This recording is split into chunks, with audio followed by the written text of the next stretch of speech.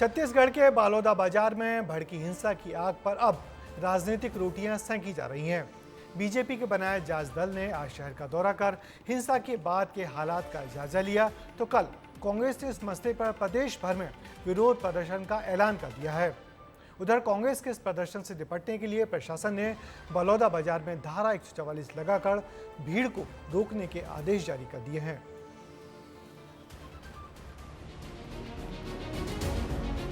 10 जून को हुए बलौदा बाजार हिंसा मामले में बीजेपी द्वारा गठित जांच दल ने बलौदा बाजार पहुंचकर हिंसा स्थल की जांच पड़ताल की। साथ ही बीजेपी का जांच दल अमर गुफा भी पहुंचा, जहां से ये विवाद शुरू हुआ था।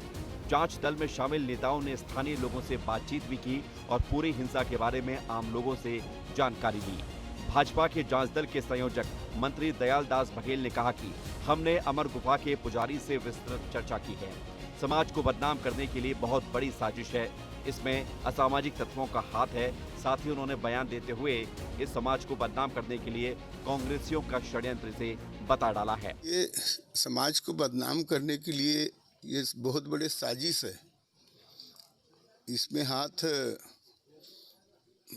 जो उपद्रवी तत्व है उनका भी हाथ है और इसका पूरा डिटेल जांच कर लेंगे तो स्पष्ट रूप से बताएंगे आप लोगों को।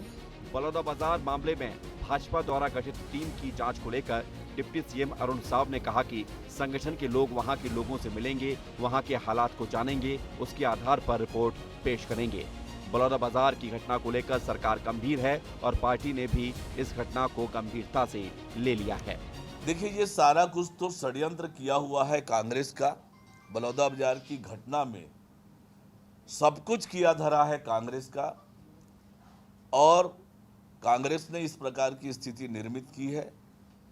कांग्रेस की मंशा शुरू से ये स्पष्ट है और ऐसी दुर्भाग्यजनक घटना पर भी कांग्रेस पार्टी राजनीति कर रही है, ये दुर्भाग्यजनक है। बलौदा बाजार हिंसा को लेकर बीजेपी कांग्रेस पर लगातार राजनीति करने का आरोप लगा रही है। इसके जवाब में कांग्रेस बलौदा बाजार हिंसा का जिम्मेदार सरकार और प्रशासन को ठहरा रही है। कांग्रेस के जांच दल ने पहले ही बलौदा बाजार का दौरा करके इस हिंसा के लिए सरकार और प्रशासन को दोषी ठहराया है। एक बार फिर कांग्रेस ने इस हिंसा को लेकर भाजपा सरकार को निशाने पर लिया है। पूर्व मंत्री डॉक्टर शिव डहरिया ने बीजेपी पर आरोप लगाते हुए कहा कि प्रदेश की कानून व्यवस्था खराब हो चुकी है। वहीं कांग्रेस संचार प्रमुख सुशील आनंद शुक्ला ने भी बलौदा बाजार की घटना को दुर्भाग्यजनक बताया है। साथ ही उन्होंने इस मामले को लेकर प्रदर्शन करने की बात भी कही है।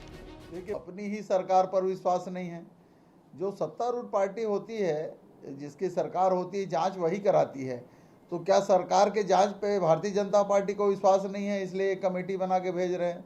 ये तो राजनीति करने का तरीका है और खासकर हमारे अनुसूचित जाति वर्गों के खिलाफ भारतीय जनता पार्टी की हमेशा पॉलिसी रही है और अनुसूचित जाति को प्रताड़ित करने का हमेशा से इनका काम चलते रहा है। भारतीय जनता पार्टी के द्वारा बलौदा बाजार की घटना के लिए जांच दल का संगठन के द्वारा बना के भेजा जाना बेहद ही हास्यास्पद है और आश्चर्यजनक है। राज्य में आपकी सरकार है, सारी मशीनरी आपके पास में है, तो पार्टी को सरकार पे भरोसा नहीं है या पार्टी को ऐसा लगता है कि सरकार में बैठे हुए लोगों के नियंत्रण में शासन प्रशासन नहीं है? सरकार में बैठे हुए लोग, गृह मंत्री, मुख्यमंत्री इतने सक्षम नहीं है कि उस घटना की निष्पक्ष जांच करवा पाएंगे। इसीलिए पार्टी ने अलग से जांच टीम बनाया है। एक तरफ कांग्रेस जहां बलौदा बाजार हिंसा को लेकर आने वाली 18 जून को प्रदर्शन करने वाली है, तो वहीं दूसरी तरफ प्रशासन ने बलौदा बाजार में 20 जून तक धारा 144 बढ़ा दी है। ऐसे में अब देखने वाली बात यह होगी कि प्रदेश भर में होने वाले कांग्रेस का प्रदर्शन किस तरीके से होता है और कब तक बलौदा बाजार मामले को लेकर राजनीति होती रहेगी। वहीं बीजेपी के जांच दल की रिपोर्ट में क्या कुछ निकलता है, ये भी देखना दिलचस्प होगा। विस्तार न्यूज के लिए अनमोल तिवारी की रिपोर्ट। दरअसल बलौदा बाजार में हुई हिंसा के बाद पुलिस ने बड़े पैमाने पर आरोपियों की धरपकड़ की है, जिससे सतनामी समाज के लोगों में बहुत आक्रोश पनप रहा है।